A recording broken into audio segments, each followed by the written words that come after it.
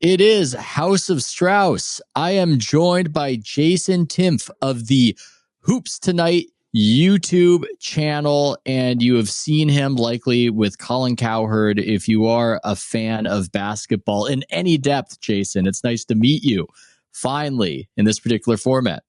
It's nice to meet you too, man. You're someone that I've admired for a long time from afar, not just for your work, which is obviously excellent, but also just the entire way you've approached this industry over the course of the last few years. I think this time in this industry is a time that you have to be adaptable and you have to be willing to try different things. And honestly, it's something I've always respected about the volume. I think they've been kind of a little bit ahead of the curve on some stuff too, and just the way that they distribute content. But just what you've done with House of Strauss and with your Substack, I think is super impressive and inspiring to all of the people that are trying to get a foothold in this industry.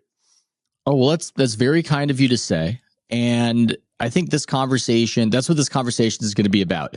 Not me. That's not what the conversation is going to be about, but it's going to be about media.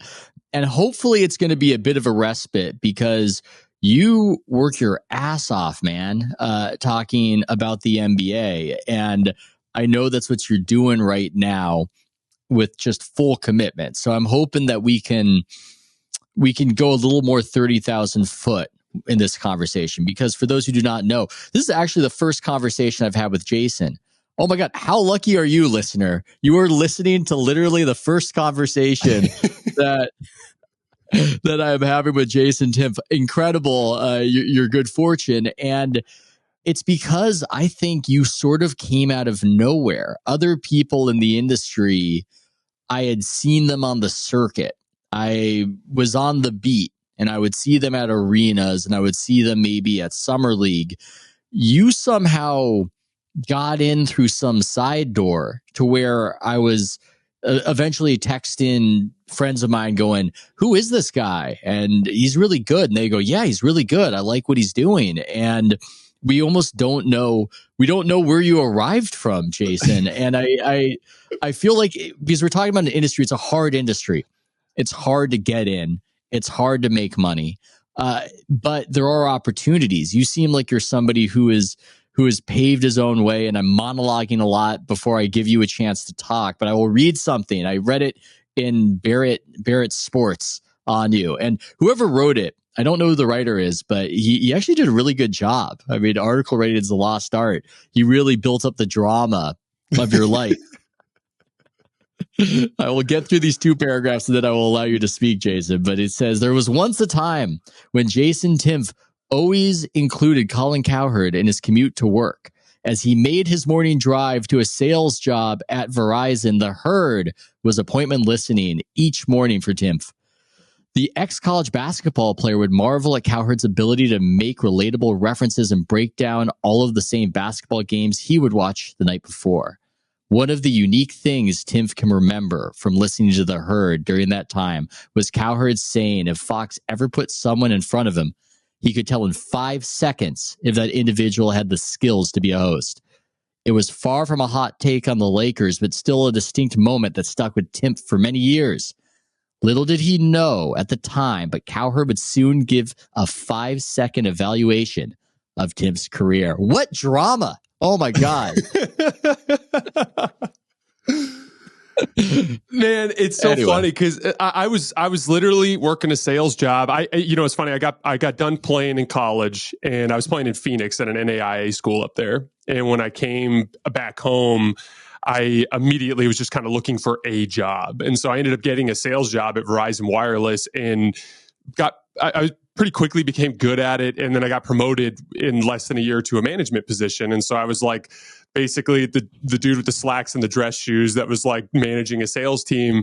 And I was so miserable. I hated it so much. And I wanted to do something different. And so I kind of made a decision that I wanted to work in basketball in some way, shape, or form. And my first kind of pathway there was trying to play overseas. And I kind of pursued that for a couple of years, had an opportunity, but then the league that I was agreeing to go play for like folded. And then I was like, all right, I'm done. I'm gonna pivot and go into the sports media space. And so I looked for a really flexible career to help me pursue that. That ended up being real estate, so that I could basically manage to make enough money to pay the bills while having the flexibility to do what I wanted to do. And ironically, at the beginning, it was a slog because I was like listening to all of the establishment advice, like go bang on the door of a radio station, see if you can work a soundboard, and maybe you'll get an opportunity to hop in on a Saturday, or something like that.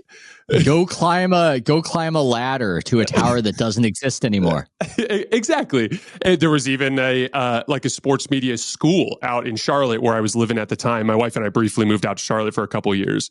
And in Charlotte, I attended this kind of orientation for this school, and it was absurdly expensive, outrageously expensive. And all they were really going to do is give you an opportunity to practice being a media professional. You'd work in their kind of fake studio, and you'd write articles and stuff like that. And I was literally I can't afford to risk this kind of money on something like this. And so ironically, I kind of got a little discouraged at that point. But Twitter ended up saving the day for me. So my wife and my friends and my family, they are not basketball fans. Ironically, my wife played in college too. She's one of those people that played in college, and then when she was done, she was like, actually, I'm sick of this. I don't want to do anything with it anymore. So I just kind of use Twitter as an outlet just to talk about basketball, and circa about 2016, Logan Swaim, who, if I remember correctly, was actually a producer at FS1 at that point, was doing something with Colin at FS1, and he just started following me on Twitter. And he was actually just a Laker fan that I would occasionally interact with, and I didn't even realize he was working in the industry.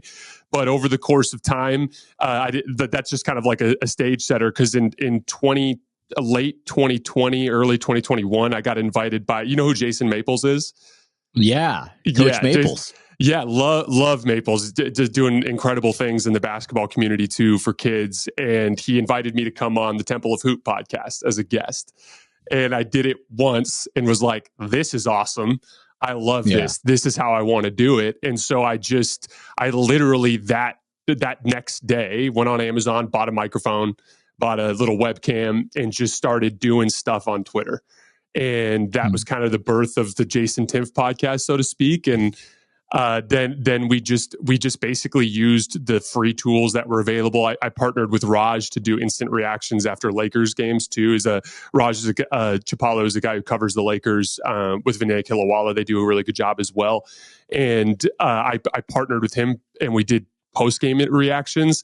But honestly, the thing that I feel like everyone's got their luck, their stroke of luck that they get. And the big one for me was Twitter Spaces. You know how Twitter's a remarkably weak algorithm? You have to get a retweet for something to get shared. Whereas with Instagram and TikTok and YouTube, watch time drives your content to strangers, right? Yeah. So Twitter doesn't have that, but they briefly did with Twitter Spaces. And Twitter Spaces is still operating now, but at the time in that early phase, essentially, if you listened to a Twitter space, all of your followers would see that space. And so it was like a wildfire algorithm, because it would just any single person who entered the space was promoting it to every single one of their followers at the top of the feed. And so we started hitting insane numbers during the Russell Westbrook fiasco of the Lakers. And we actually crashed Twitter Spaces one night. And when we crashed it, I got a direct message from Logan, and he was like, "Hey man, let's do this." And I didn't even realize that he was working with the volume at that point. And honestly, it was just kind of a dream come true, because I was hoping for a breakthrough with something like Blue Wire or some kind of lower level podcast platform where I could make a little bit of money, and to get the opportunity to work with not just Colin, but a company that is so forward thinking and so on top of some of the newer advantages you can get in this industry. That was my big stroke of luck for sure. I had no idea about the spaces aspect of it. That's fascinating to me. And I don't use spaces, but it's interesting when it becomes part of the conversation, how Nick Wright, about a week or so ago, hopped on Twitter Spaces to argue with Warriors fans after the Warriors got eliminated. And brave man. even if they might have negative opinions about Nick, I think there was this sense of respect that he had come into the Lions Den and he had defended his point of view right there. And it had me thinking, should I actually engage in this world and deal with whatever's in there? I don't know. That's very TBD.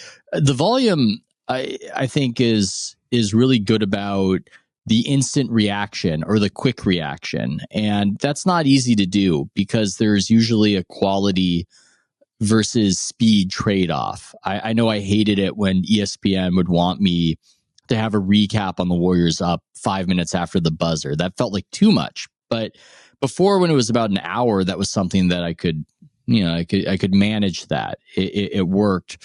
I think that's such a sweet space for a lot of fans of any sport, because the game is over. There's still a buzz about whatever's happening. They want content right then. And there's still, I think there aren't enough people, or there isn't enough content for people in that moment when they're hungriest. How have you gone about attacking the reaction space? So initially that was all we did. Like, even with State of the Lakers, before I started with the volume, like, it was just every night after the Lakers game, we would go. And shout out to people like my wife who put up with that during that time, like, to talk about needing to believe, because like 3-4 nights a week, like, instead of hanging out with her, I was watching a Lakers game and going live on Twitter, right? And, initially with the volume, we actually, and to their credit, they pivoted quickly when the spaces, because Twitter Spaces to me is a really bizarre platform, because like, they'll get these huge numbers in some of these rooms, but I don't know how you could really monetize it just with the it's kind of like the Wild West in so many different ways. And so it's kind of tricky, but we initially continued the Twitter Spaces thing, and then we bailed on that because we didn't see it as monetizable as YouTube, essentially. But in the early years of, because we started as Lakers Tonight, that was the original pitch of the show, right? Like, we're just going to take Lakers Tonight. Now, I made it clear to Logan right when we were talking. I was like, look, this is fine, but my goal is to cover the league. Like, I have no intention of being a Lakers specific guy. I want to be a guy who covers the league. And so he was like, okay, well, we'll go under the Lakers Tonight banner, and then we'll just do other content as well. And then they eventually came up with like basically a second marketing package, which was Hoops Tonight. But the show is still branded as Lakers Tonight. And then after that first playoff run was when we actually rebranded the entire show. But during that first initial phase, we were going every night. And you're right, like, it's difficult. There's value in instant reaction, but there's a lack of depth. And I wanted to be able to kind of do both. And so we shifted as we went into, it started in the postseason because we started doing morning film sessions. So like, we'd cover the night game, and then the morning we'd do a film session. Then we'd cover the night game, and then in the morning we'd do a film session. And that allowed me to like hit the instant reaction audience, but then also make sure I had the depth to back up the things that I was trying to say. And then honestly, like, what's been nice is now we've reached the point where we have enough of an established base that during the regular season, I don't have to go that crazy. So we'll target 1 or 2 games a week as an instant reaction type of thing. But for the most part, it's during the day. Because I do think if you don't have that depth and quality, there's a certain cheapness and lack of sustainability. So you've got to have both. But that to me is the entire like mission statement of the volume, and why I think they're so smart. Like, there's the content piece, but then there's the distribution piece, and the content piece that's so unique to the person who's hosting the show, right?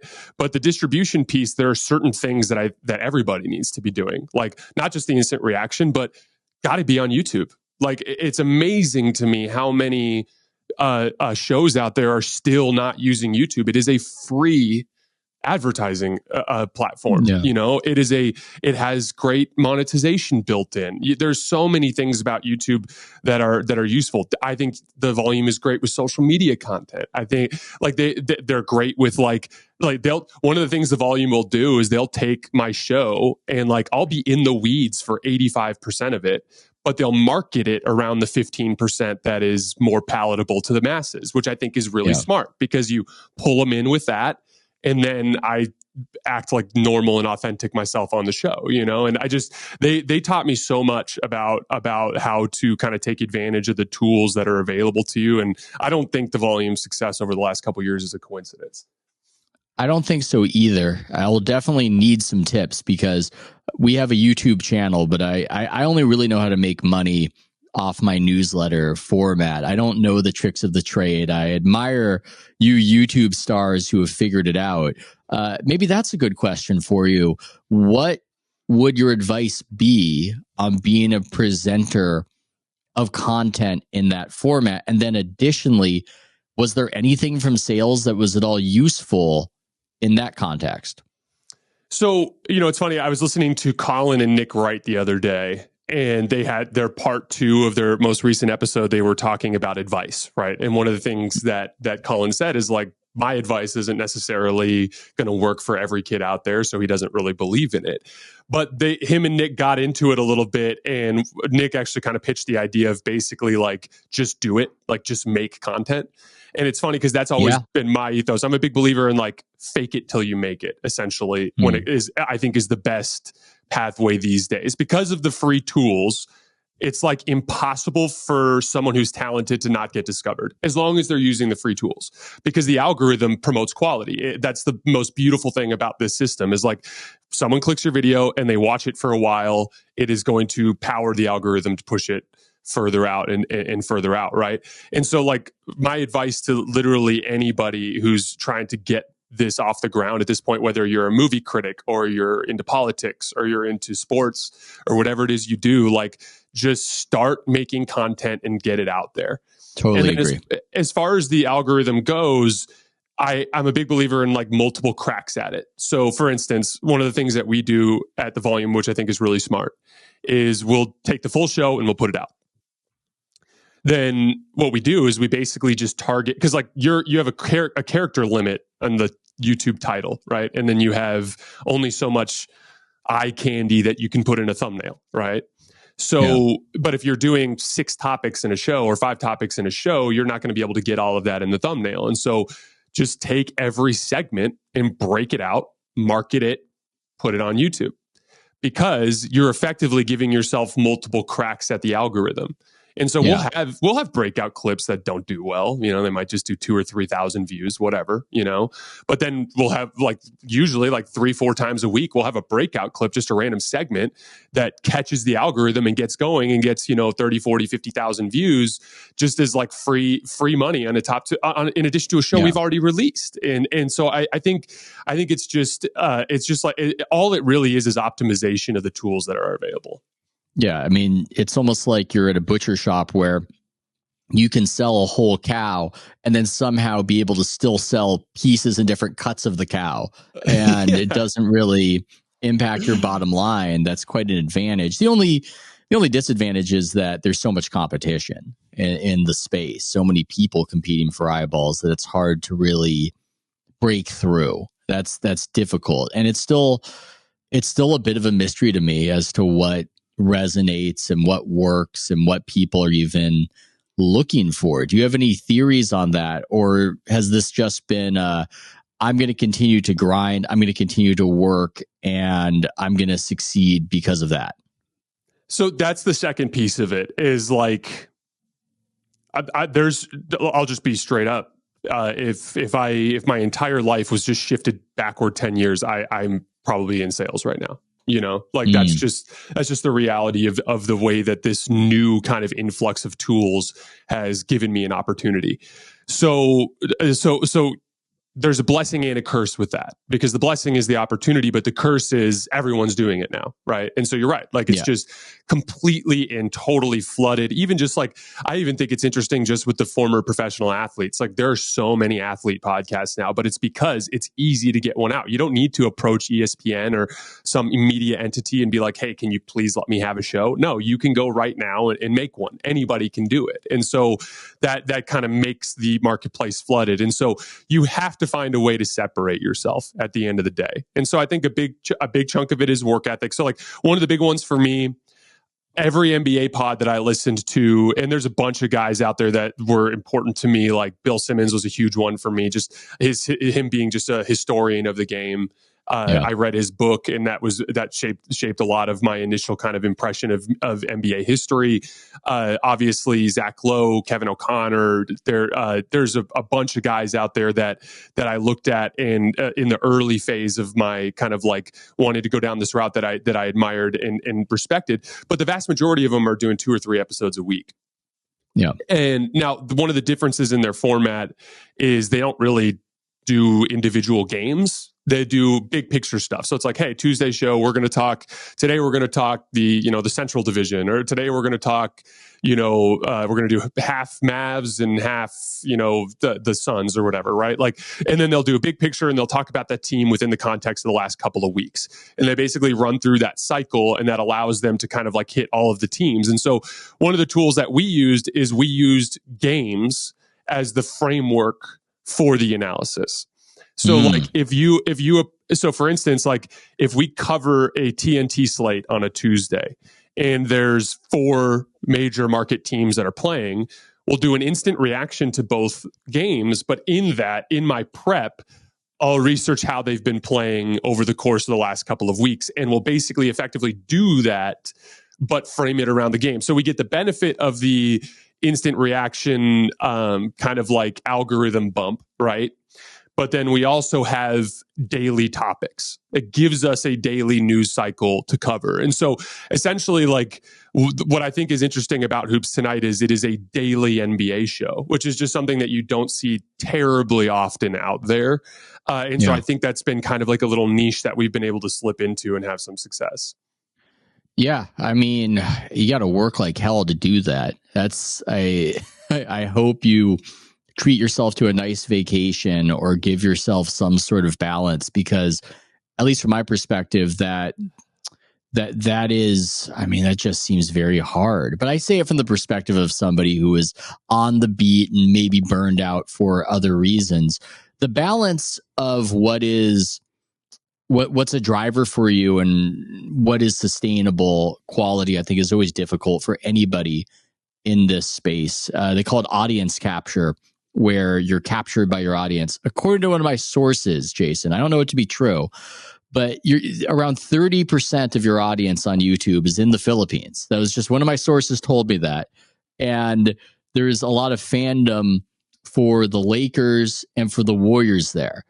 Obviously, those are teams that are good to tilt towards whoever you are, but how do you balance that of talking about teams that have that big audience resonance with trying to cover the league holistically? So that is literally the advantage of going as often as we do. And so think of it like this. Imagine it as the 2 or 3 episode a week format where we bounce around the league and keep a good variety. But then we're basically adding an extra, let's just say double the amount of content. We're adding that and just hitting the cash cows over and over and over again. And that's basically what it is. And honestly, like that was definitely a volume thing that they kind of taught me. And it's a strategy that we've stuck with. But essentially it's actually kind of funny because I have this reputation of being a Lakers guy or a Warriors guy or a guy that like hammers the same teams over and over again. And I absolutely do. But I do so many episodes, and so, like we do roughly 3-4 hours of content a week, like at least on average during the playoffs. It's insane, but we do like these 3-4 hours of content a week. So like, there's an hour and a half, 2 hours of Lakers, Warriors, Celtics, the big cash cow type of fan bases. But then the other 2.5 hours is the methodical coverage of the rest of the league. And so I'm used to it. I'm used to getting some feedback where it's like, man, you always talk about the Lakers, you always talk about the Warriors, but it's like, I'm at peace with it because I know I put the work in on the other teams as well. It's just, to me, that's about money making. Like that's all it is. Like at the end of the day, we do this to pay the bills. And so there's a kind of like moral compass that points people in the direction of being fair in the distribution of their coverage, which I totally respect and understand. But I just kind of want to split that difference there and do both. Yeah. And one last thing, I want to shout out Ryan Brumley here. He was my first producer when I started with the volume, and he still is one of our executive producers. But they stuck him with me as someone who's brand new, right? And he did such an amazing job of like of like helping me feel comfortable in a really bizarre situation, obviously, because like I didn't have any media experience and I walked into this, and he has helped me navigate that work-life balance piece, because I killed myself that first year. I literally did not. I worked on vacation. We went traveling and I worked. I was on a cruise ship in Alaska working, which by the way was stupid and I should not have done that. But that's what I was doing. And I've found better balance now. We find openings in the schedule to take time off. Like tonight, I'm taking tonight off. In the first 2 playoff runs, I barely ever took a night off in the postseason. And last year in the summer, I took 16 consecutive days off for vacation. So like Ryan has done a good job of, you said audience capture, and it's so interesting. I've never heard that term before, but that's literally what it is. It's like you almost get caught up in the growth and you feel an obligation to produce. You almost feel like you owe it to your listeners for supporting you to give them this unrelenting wave of content. And like, and there's also like this like deep anxiety that you feel sometimes when you're not working, because you feel like you're leaving meat on the bone and people are gaining ground on you. It's tough. It really is a part of this business that I did not expect to have to deal with, but you know, it is what it is. No, I've had these conversations with my wife, and I think I've gotten to the point where this newsletter feels like I've got a solid base where I'm not really sweating what happens week to week, but it does feel like the margin between blowing up and having a real voice, a lot of presence, and frankly, a lot of money, and nobody really listening to you or knowing about you, it feels like such a small margin between those two things.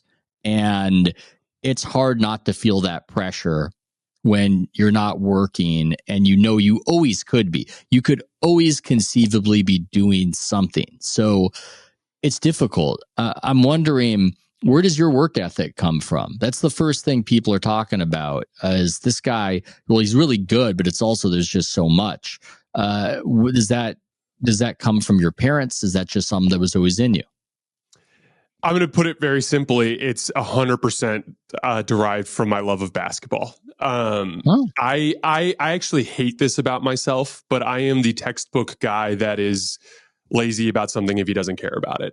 And I had so many bad qualities. I often talk with my friends and family, like in so many ways, like getting this type of opportunity was something that I almost needed, because I was the kind of guy that would just get so bored.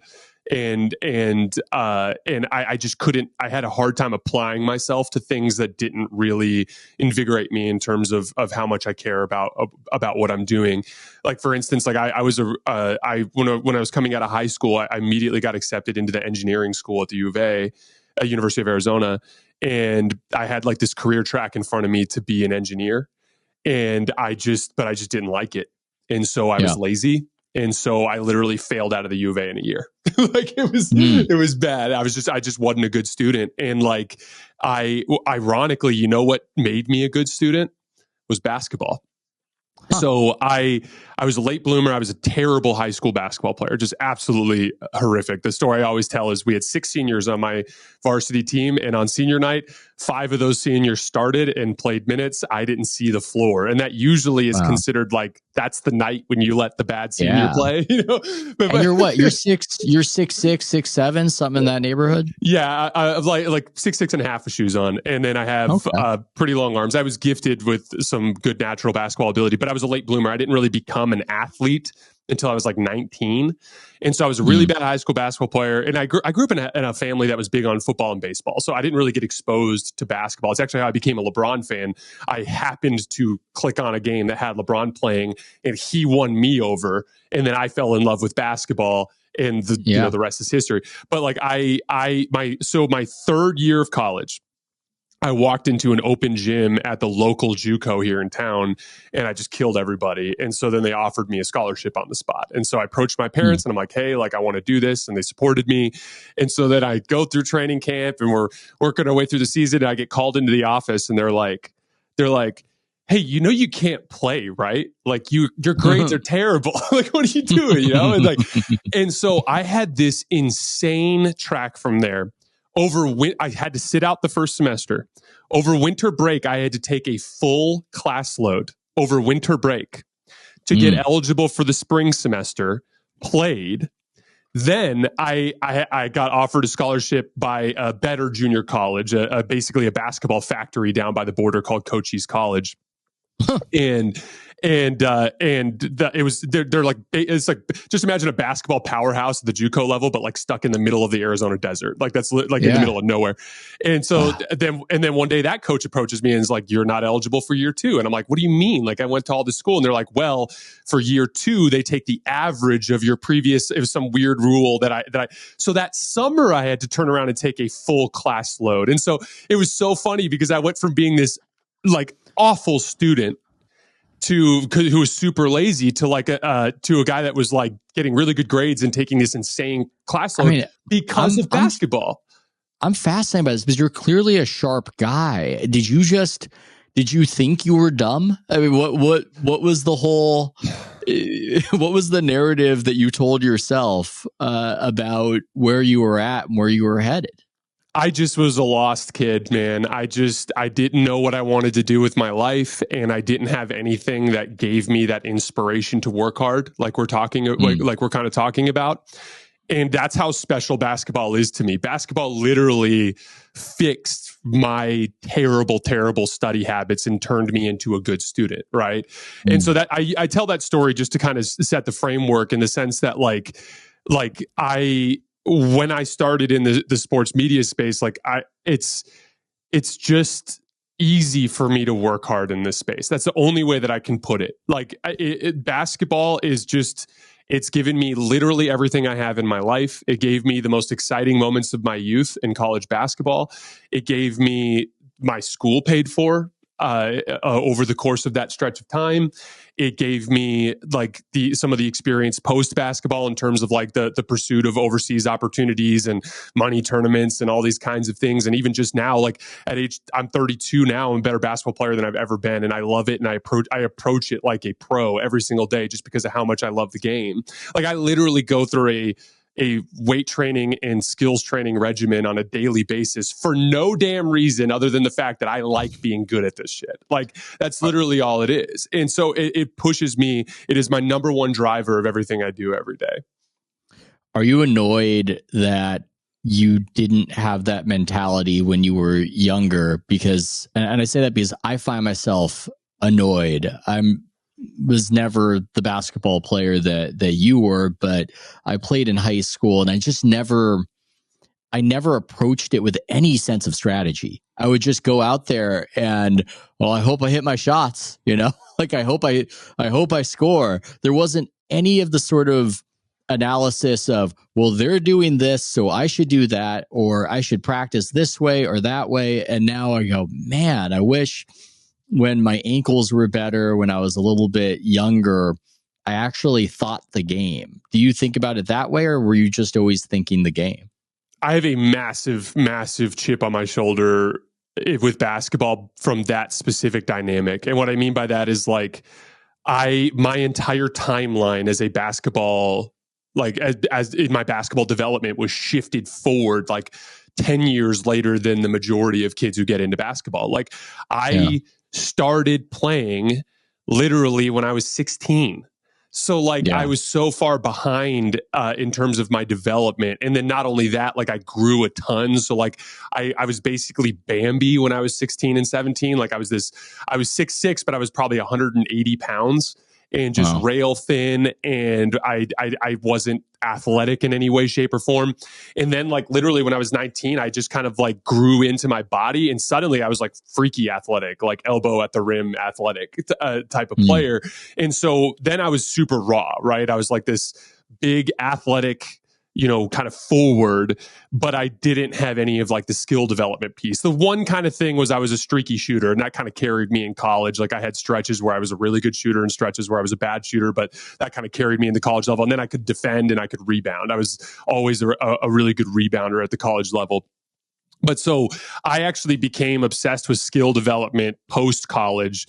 There was a specific player, I won't shout him out in this particular environment so we don't go down that rabbit hole, but there was a player my last year who really kind of inspired me in terms of how to get to that next level. And I just kind of learned how to start training like a pro when it was too late. And so there's always a part of me that will wonder if I would have, been like a kid that started playing when he was 7 and, worked through some of those development arcs earlier in my life, if something different would have happened. But at the same time, I'm at peace with it. And like, I still get a great amount of joy out of the game at this phase of my life, as just playing for fun. And honestly, it's almost like just a personal challenge. I just want to see the best basketball player that I can be for me. And that's literally all it is. But and then also like coaching has helped. Like I coach high school here in town as well. And that just kind of gives me another avenue to kind of pursue that competitively, in terms of trying to like pursue team goals. Cause what did you make of the JJ Redick report that he's interviewing for Charlotte? Oh my God. I thought I can't have Spike Eskin back on the podcast to complain about Redick again, but maybe because he's so entertaining when he does it. What did I make of it? To me, I look at it from the media perspective, namely. And that's the first place my mind went to. I only care so much about the Charlotte Hornets. If they get good, I will start to really lock in on them. But it was odd to me that JJ has ascended to the top of media that he would want to do it. That was the first thought I had, because everybody is trying to get where he's at this point, and he's worked really hard to get there. He has put a lot of time and energy into that podcast, and through the musical chairs at ESPN, that's what people want. You do a game or two a week and you're on ABC, and if you can hold that position, that's just a beautiful spot to be in. So I think it might be reflective of his love of basketball if it's not enough for him. And it's that was my take on it, but I feel like you've got a take on it, and I want your take on it.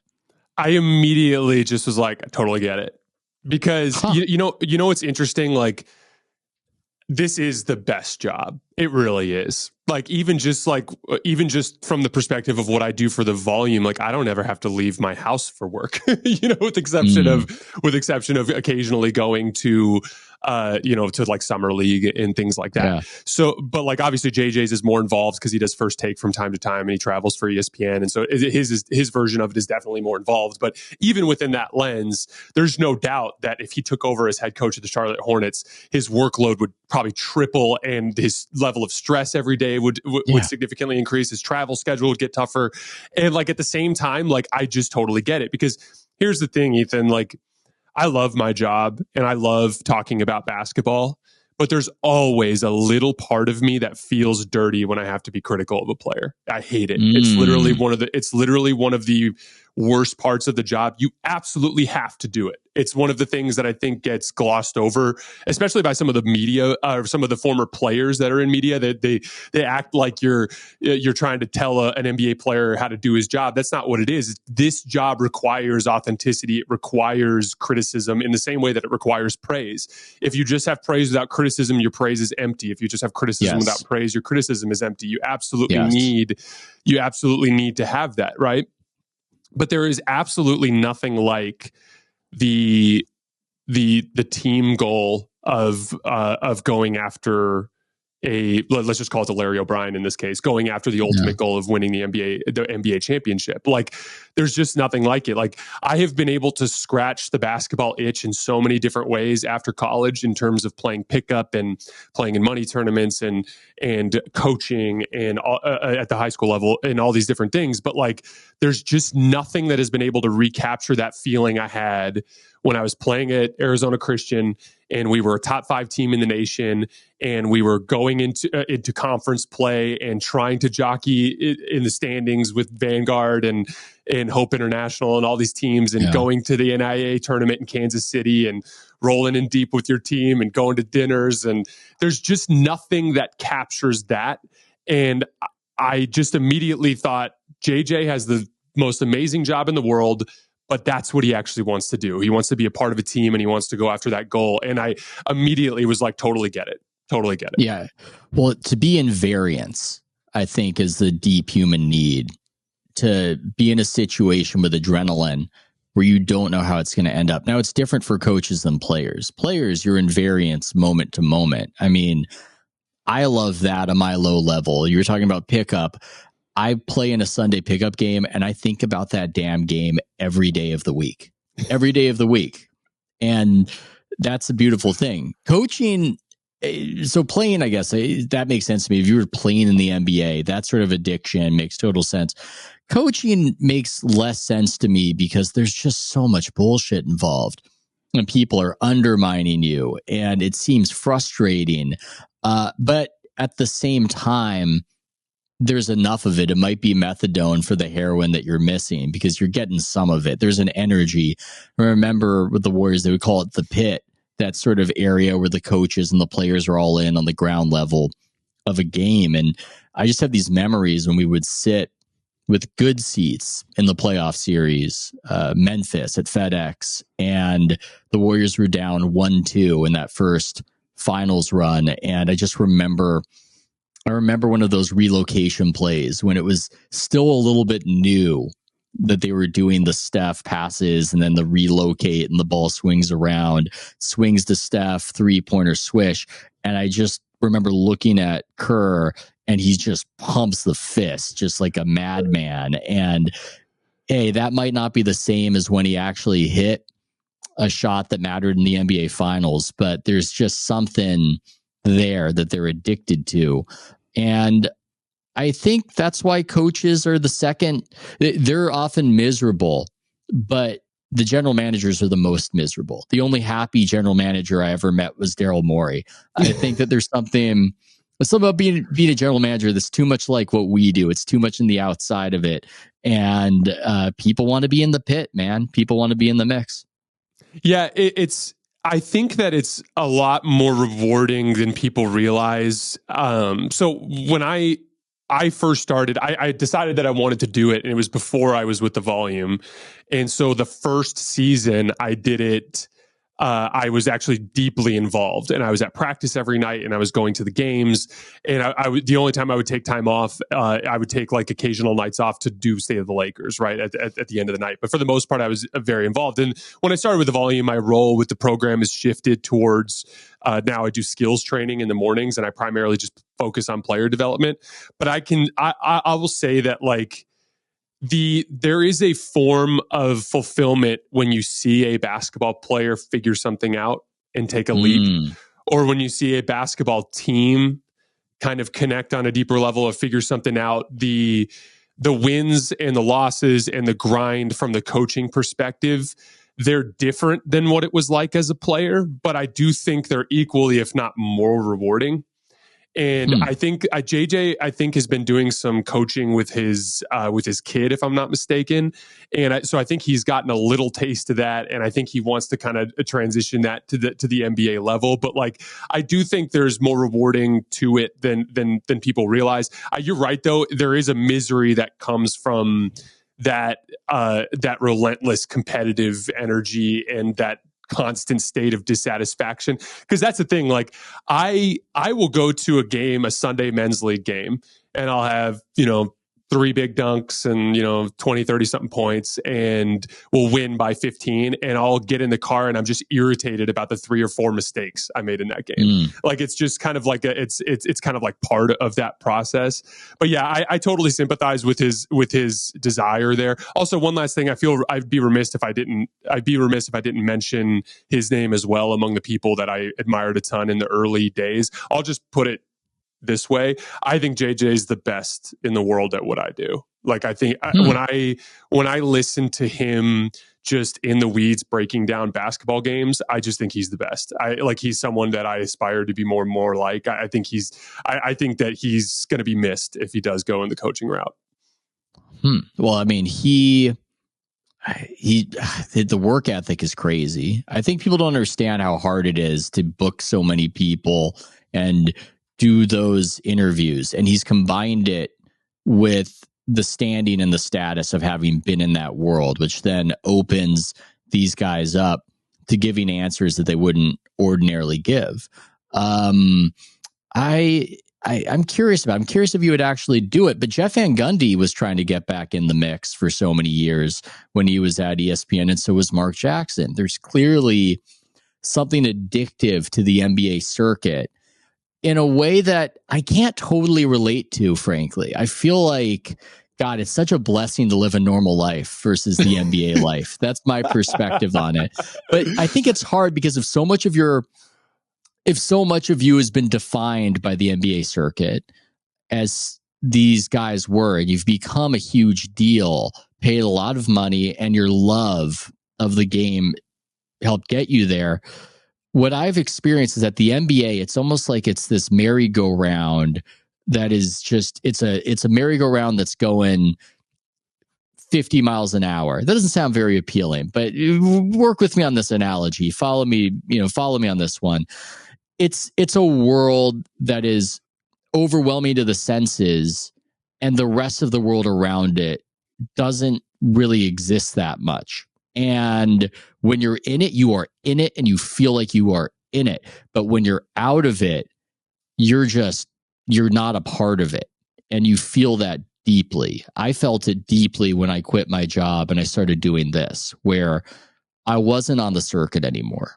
And there's something to that, to being on the circuit. There's something to being able to go to any arena in America, just call somebody up, send an email, get in the game basically, and then see a bunch of people I know at the arena and talk shop with them. And when it goes away, I think it's very easy to feel like you don't have a place in the world anymore. So even if these people have found a place in media, I think they've just been so conditioned to see the NBA circuit as the place where they fit in, which is why, I don't know if you saw on Gilbert Arenas' podcast with the players who were talking about life after basketball. And there's just, for a lot of these guys, a real depression when they're out of the mix.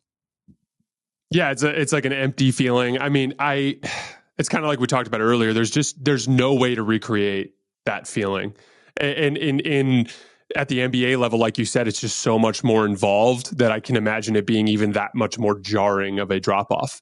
And honestly, I think that's going to be the barrier there, because you mentioned, I thought that was one of the most interesting things from the first couple episodes of the LeBron and JJ podcast, was when they talked about sacrifice, specifically when it pertains to their families.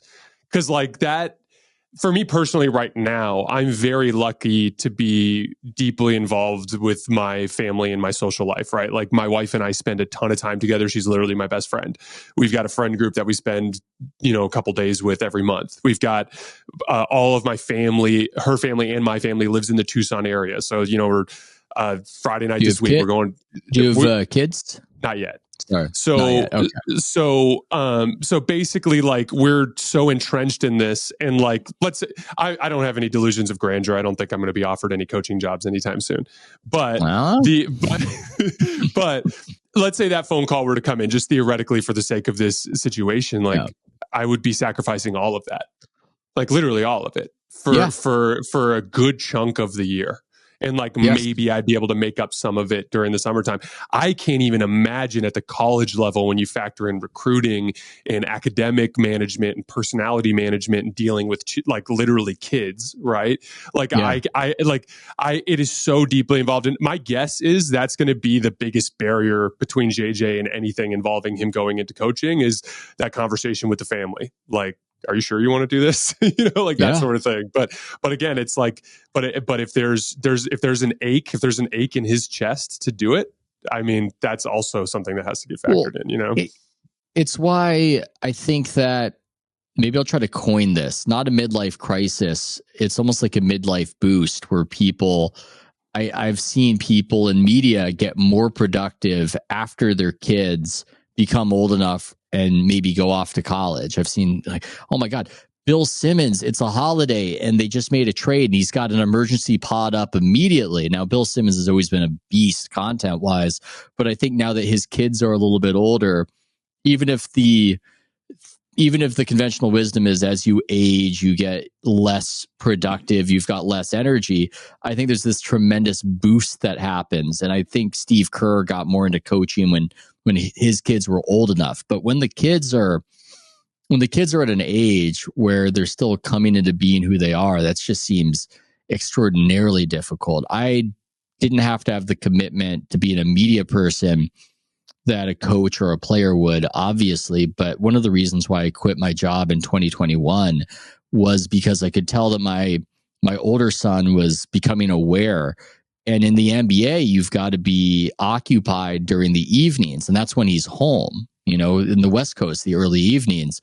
And I mean, there are trade-offs. And I guess certain families can make that trade-off and maybe have the support structure around it. But that's a real thing. It's a real thing that you can't just, it's not like doing the clips on YouTube where you can sell the cow and then sell parts of the cow. It's what's the word I'm looking for? Where is it opportunity cost? It doesn't matter. We know what I'm talking about. You've got to take from somewhere to give to that world to succeed. There's just no way around it.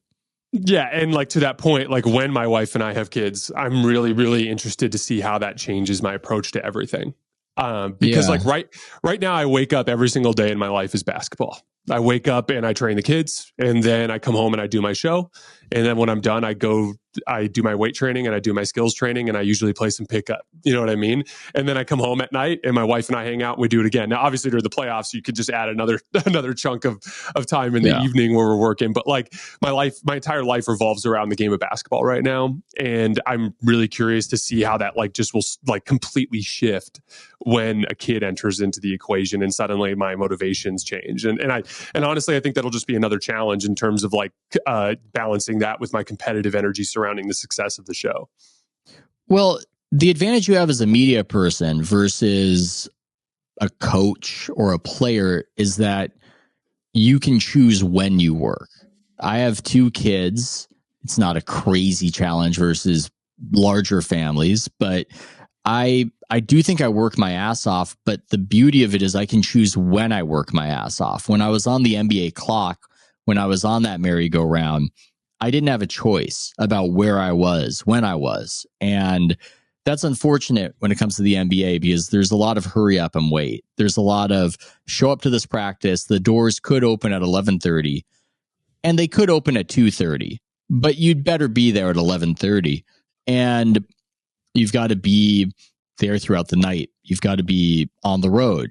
You can't choose. So in a way, I feel like I work harder now than I did back then, but I can actually be strategic about it. And obviously when my kids are home, that's when I'm not working. Now, I think Zach Lowe, what he used to do, he would watch the games in the morning. I find that very difficult as an idea. I feel like I want to be watching these as they're happening, but that just might be what you have to do if you have kids. You might have to become a morning watcher to be ultimately efficient. Yeah, honestly, I actually prefer watching games in the morning for similar reasons. So like part of it too is like I've been really fascinated with like the physiology of like the way that your awareness can shift over the course of a day. And like little things, like I've learned more about how like focused I am during certain parts of the day versus others. And like, honestly, like one of the things that I do a lot during the postseason is I take naps in the afternoon so that I'm more alert in the evenings. Because like during the regular season, when we do work randomly at night, 1 or 2 nights a week, like there are times when like it's 7:30 and I'm watching a game and like I really am like struggling to stay focused on like what I'm watching just because it's a phase of the day where I'm typically unwinding. You know what I mean? And like in the morning, when I'm having my coffee, sitting down, watching film on Synergy, like I am so laser focused and I can be so efficient. And it's crazy to me because like I do I do like literally 4 hours of prep, if not more, every single day for a show. So I'll wake up at, like 6:30, have a cup of coffee with my wife, and like 7, I start watching film. And like, I'll literally just watch film from 7 to 8 to 9 to 10. Like, it just goes and goes and goes. But in that time, I can like really get to the bottom of what happened in a bunch of games because I can be really efficient and picky. The other part of it too is like, so the framework of Hoops Tonight is very much like telling the story of the game, right? I think of it like in terms of pickup basketball. Like, that feeling when you play a hard-fought pickup basketball game that you win or lose, and you go to the sideline either to wait till the next game starts or till your turn is to come back up and get a rematch. And like, you just immediately sit down and start obsessing about the pivotal plays where you won the game or the pivotal plays where you lost the game, right? Yeah. And so like, I'm a big believer in targeting those for the show. Like for instance, in the Timberwolves Suns game last night, I was really focused on a second quarter stretch from Mike Conley that led to a coverage adjustment in the fourth quarter from Frank Vogel that Mike Conley barbecued in the start of the fourth quarter when they blew the game into double digits. And like, I found that to be super fascinating, the way that like what Conley did in the second quarter literally led to what I thought was a mistake from Frank Vogel and a coverage adjustment that led to the win of the game, right? So like, I can, on Synergy, I can like, in the morning, I don't have to sift through 48 minutes of basketball. I target these specific stretches that are pivotal and I focus on them. And that allows me an element of efficiency that I can't get when I'm covering a game at night. I mean, this cuts to the core of why you're successful, in my opinion, because there are a lot of people doing basketball content, and you need to be able to cut through all of that noise to tell a story. And I think the mistake some people make, especially if they're knowledgeable and they're good at noticing and they're good at understanding aspects of strategy, is they want to peacock and they want to show that they know what this sort of offensive set is or that sort of offensive set is. And it all doesn't add up to much unless you can turn that into an easily digestible narrative, which I think you should be able to do, frankly. I am a big believer in the physicist Richard Feynman's aphorism that if you cannot explain something simply, then you do not understand it. It's not easy. It's not easy to explain a complex thing simply, but this was the guy who demonstrated how the Challenger blew up using a paper cup. So look, there are ways to explain things that make it digestible. And really that's what coaching is at bottom, is that sort of communication and that sort of way of taking what seems very noisy and making it digestible. I think you do an excellent job of that. And it's not an easy job to make it easy, but that is the job. Now, what's complicated as I'm flitting around and free associating, it's hard to know what really matters. I'll give you an example, and I'd actually like your perspective on it. That game 1 between the Nuggets and the Lakers, I remember Nick Wright tweeted something like how the game was close and the Lakers were doing everything right until the third quarter where the Nuggets just pulled away. And my perspective on that particular game was that I disagreed with Nick. I felt like what actually happened is that the Lakers were getting badly outplayed and they were getting shelled from three-point land until the shots started dropping in the third quarter. And then the separation that was always there revealed itself. So you can really take it in a variety of directions when you watch games. You can go with, well, here was the pivotal point where everything changed in some instances.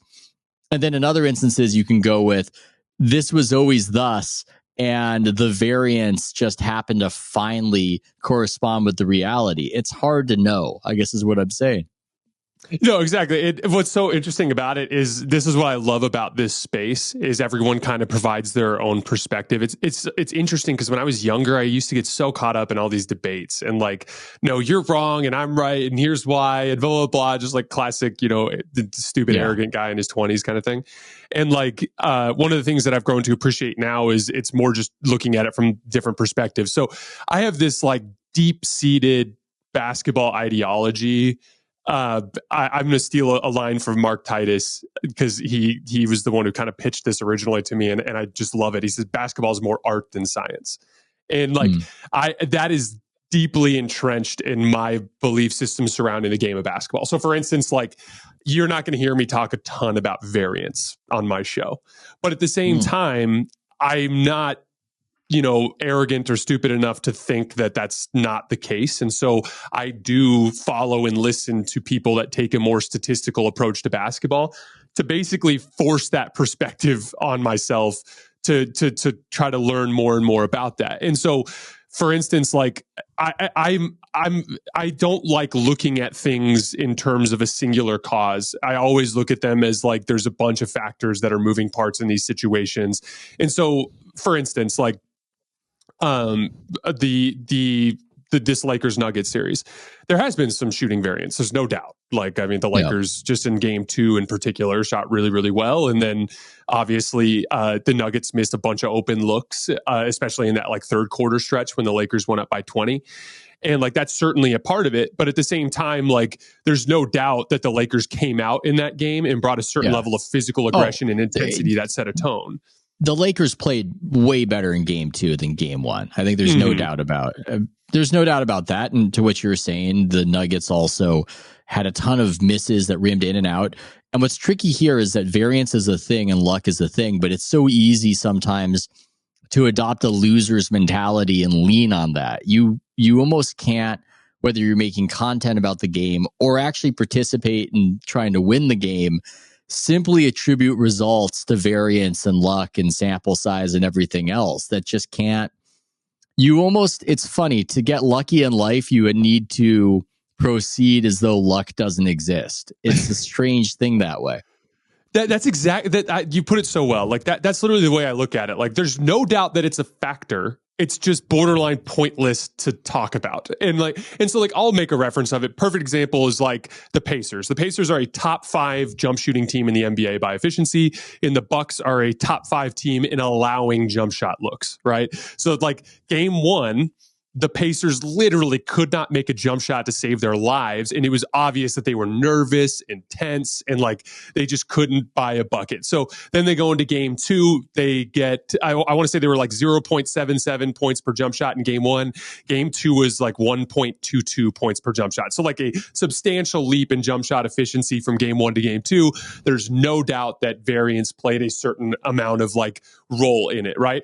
But in terms of the locker room, how do you think Rick Carlisle and those guys handled that? It was probably more like this. Like, guys, don't be nervous, relax, trust your abilities, trust your hard work, go out there and knock shots down. That's the way you approach it. You don't come out of there like, we got unlucky tonight, and then you leave game 2 and go, we got lucky tonight. And that's kind of the thing. And like, even when you dig into it, like so for instance, in the third quarter run of game 2 of Lakers Nuggets, in addition to the Nuggets missing a bunch of jump shots, the Lakers were missing a bunch of layups. LeBron missed like 3 point-blank layups at the rim. Anthony Davis missed one. Rui Hachimura missed a dunk.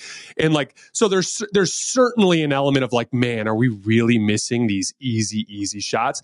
But if you dig into a little bit, it's like, well, if Aaron Gordon's guarding LeBron and Jokic is coming to the level of the screen and there's a pocket pass to AD, who's on the back line?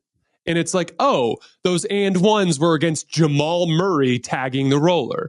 Now Aaron Gordon shifts to AD and Jokic shifts to Rui and KCP's on LeBron. Now Jokic comes up to the level, you're throwing the pocket pass to Rui, and now Aaron Gordon is on the back line. It's a completely different athlete. It's a completely different challenge. That probably plays a bigger role in those layups making or missing than the luck element. And so like, I think just focusing on that gets silly, and certainly from the perspective of the process of the teams, it doesn't make any sense to really approach. It's interesting to see how this progresses for people, because I am more inclined to view results as having a cause divorced from luck. I am aware of luck, but the older I get, the more I can see some kind of reason. I was talking about it with an NBA GM with the Niners, where they had the Super Bowl, and one of their best defensive players, Greenlaw, just goes out to start a defensive possession, not even in the course of play, and he blows out his, I think, ACL or Achilles. I can't remember which one. That was nasty. Yeah, it was bad. It was Achilles. Yeah, it's Achilles. He blows it out, and I look at that. When I see something like that, I think there's a response, a reaction of, oh my God, what a freak injury. How unfortunate. I look at that as that's some sort of flaw, some sort of the team didn't recognize something. Somebody wasn't doing something properly because nothing was happening there and the guy's Achilles exploded. That's got to be something that's on somebody. That can't be looked at as a freak injury. But the NBA GM I was talking to totally disagreed. And he said, no, that's freak injury. That's bad luck. And it is hard to know in many instances. People talk about injury luck. I am more likely to look at injuries the way I look at basketball, which is there's an element of variance, there's an element of luck, but better shots result in better outcomes. Better process results in better outcomes. So when I see teams repeatedly have the same injury misfortune, we might say, I am more inclined to go, what is their training process? Because if we're just going to attribute it all to luck, then what are these guys getting paid for? What's the training staff getting paid to do if it's just all a roll of the dice? But people see it differently and they have different perspectives on it. And ultimately, we can never really prove how much is process and how much is fortune. So I do think that there are some athletes, I think this is clear. There are some athletes that just have a more durable body for whatever reason. Like, I think we can all agree that like LeBron James just structurally as a human being is more durable than some of the other athletes around the league, right? Like that goes without saying. But I do think I'm actually deeply fascinated by this because I just went through an Achilles injury, not an Achilles tear, but I had a severe case of Achilles tendonitis that caused me to basically stop playing for like 5 months. And so, but around the same time, it was like Aaron Rodgers tore his Achilles, and then two of my buddies tore their Achilles. And so like there was one that happened right in front of me. He went to just follow his own shot on a shot of three, went to follow his own shot, went down in a pile, and he tore his Achilles. And so around the time that I started feeling the discomfort that I was feeling, I went over to him and I was like, hey man, like, what can you tell me a little bit about how you were feeling leading up to the Achilles injury? And it was so interesting. He's like, yeah, dude, it was sore. He was like, I vividly remember I was sitting on the chair. I was sore. I wanted to take some more time to warm up, but just because of the way it shaped out with when the game started and me being in the first 10, like I just walked out there and played and it went. For my, the other buddy that tore his, he said he was feeling soreness in his calf muscle in the time leading up to the injury. And so like, I tend to think it's like a little bit of both. Like there's certainly a luck element to it. There's certainly like a natural physiology element to it. But I do think that there's an athlete pride element where you have a tendency to deal with the pain for a while before you take it seriously. And I think there are just some people who end up pushing that too far. Like I played on my bad Achilles for a while before I finally was like, no, I need to chill out.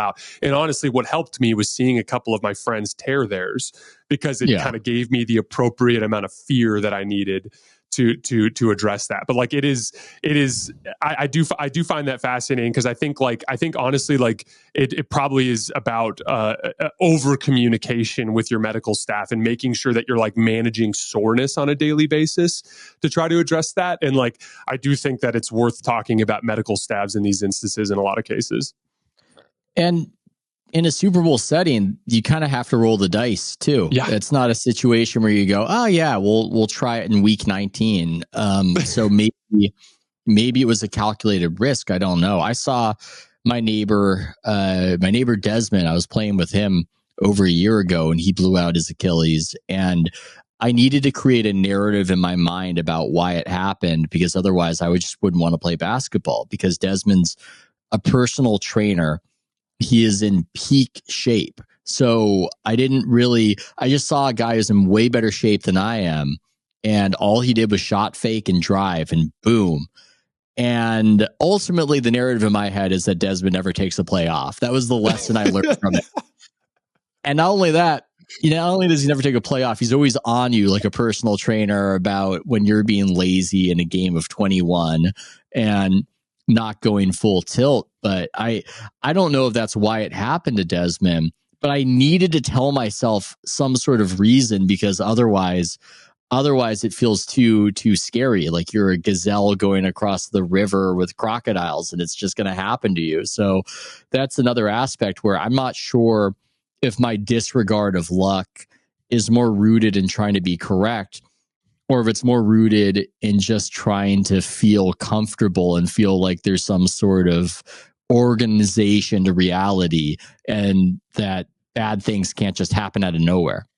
Yeah, well, the concept of the loser mentality is such an aggressive way to put it. But I always look at referencing luck as kind of a loser's mentality. And I hate that phrase. I think it's too aggressive.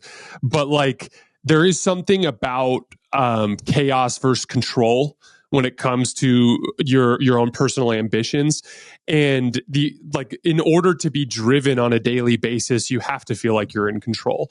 If you don't, then there's nothing to really like push you. And so from that standpoint, like, I think disregarding luck is more a matter of just the daily motivational battle you have with yourself and having that control. And so like, again, it's more of a mindset than a belief. Like I thoroughly believe that luck exists within the realm of basketball.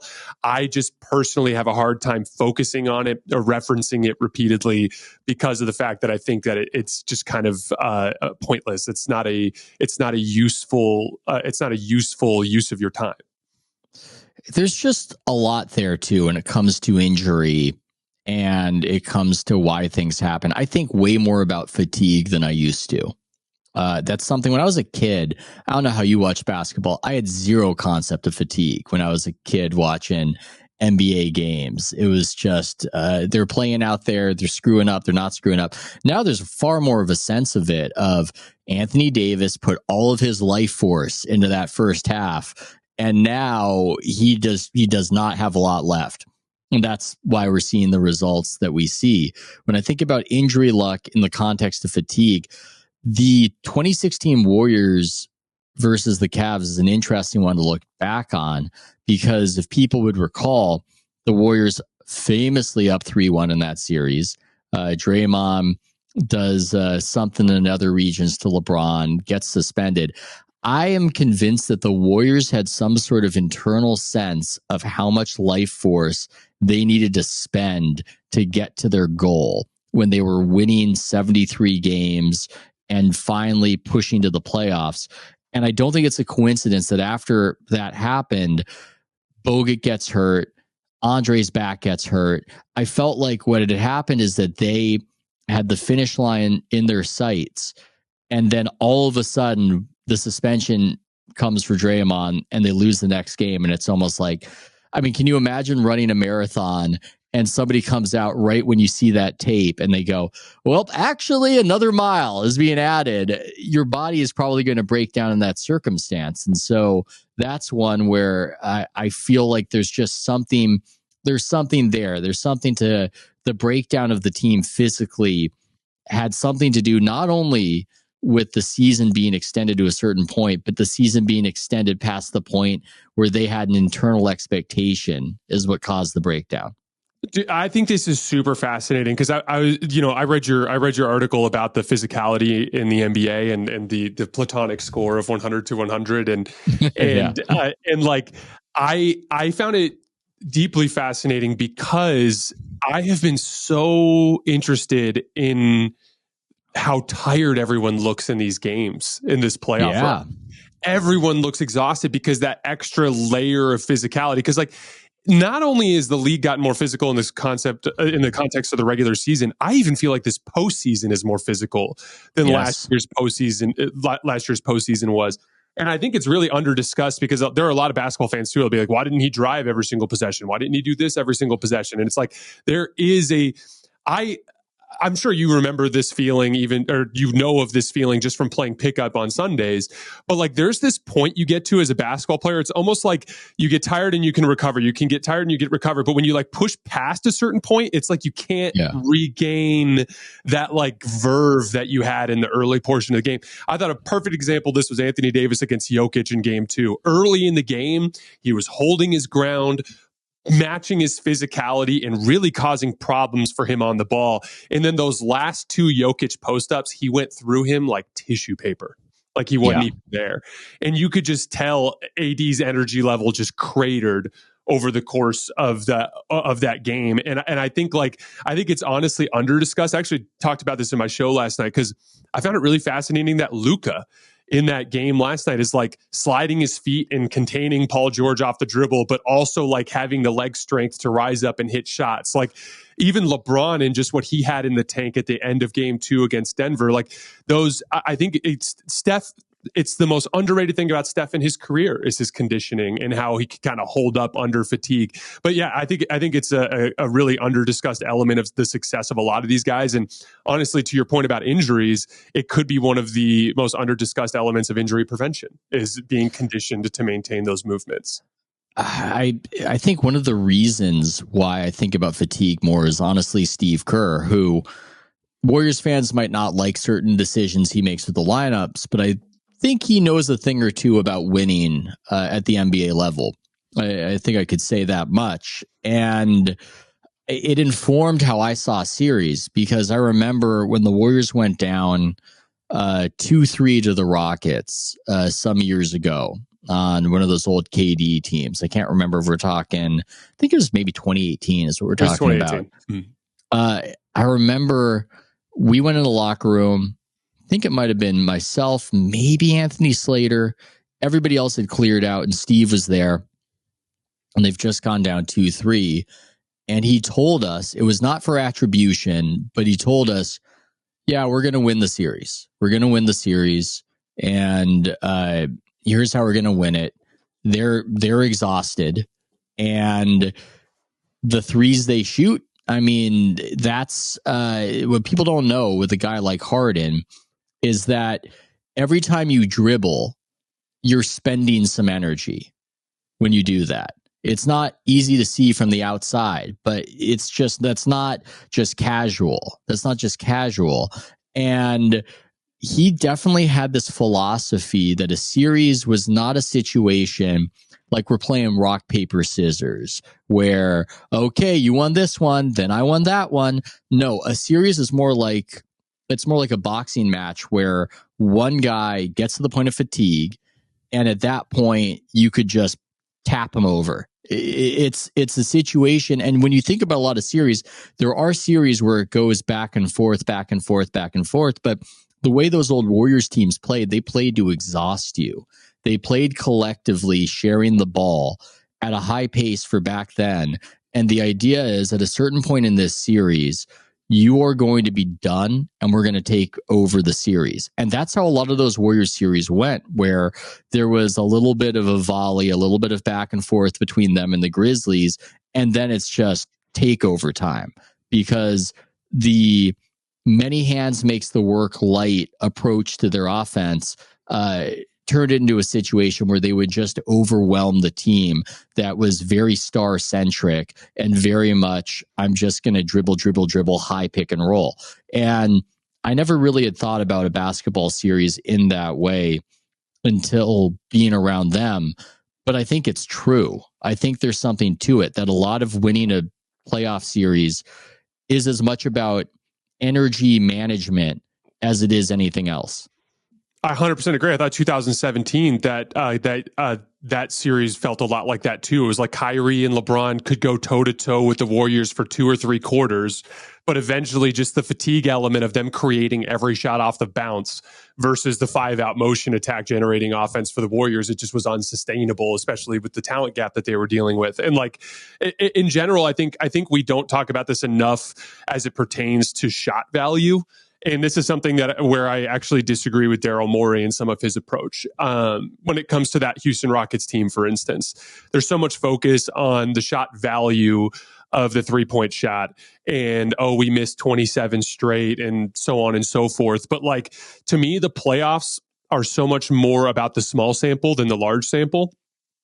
And there are certainly value adds that you get from targeting 3-point shots in the large sample. So for instance, over an 82 game regular season, if you attempt a lot of threes, you're going to win a lot of games. If you build your defensive scheme around chasing teams off the 3-point line, you're going to win a lot of games by winning that like analytical battle. But this is what I find so fascinating about Denver.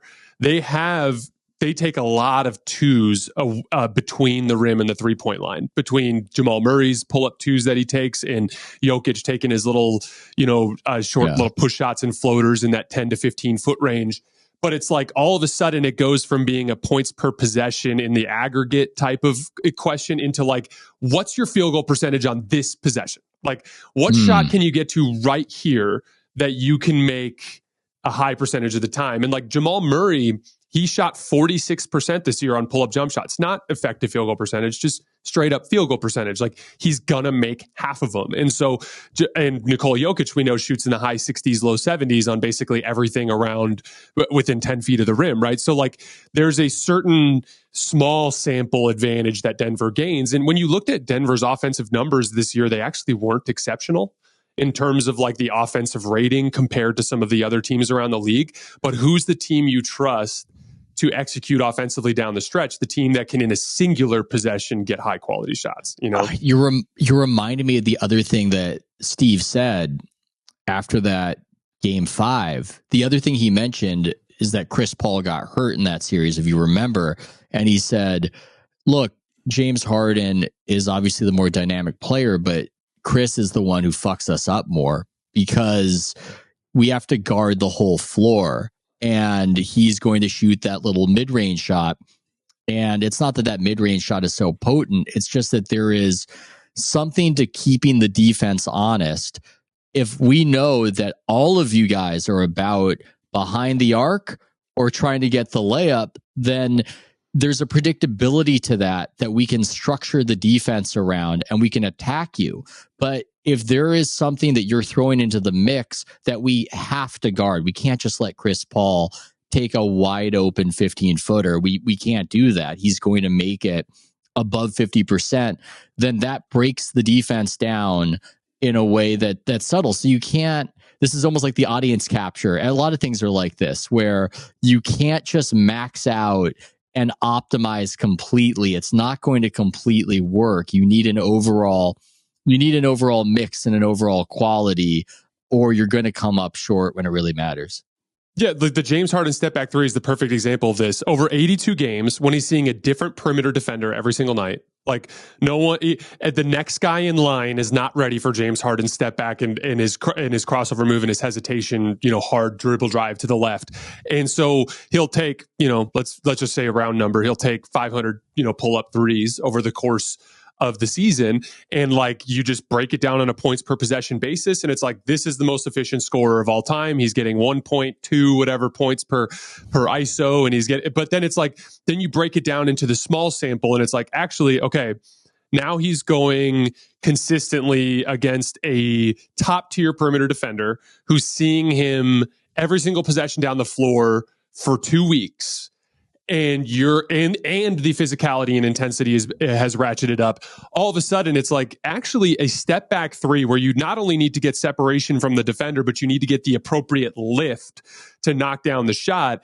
And like I say this on the show all the time. Like I take a lot of pull up jump shots when I play basketball. It's kind of the way that my game is structured. Like those shots are actually more taxing on the lower body than a drive in a lot of ways, because you have to reestablish your base while you're moving. There's a footwork element to it, and then you have to get lift to get the shot off against that defensive player. And so like when you start to break down the points per possession of a James Harden pull-up three, when you get into the small sample, all of a sudden it becomes untenable.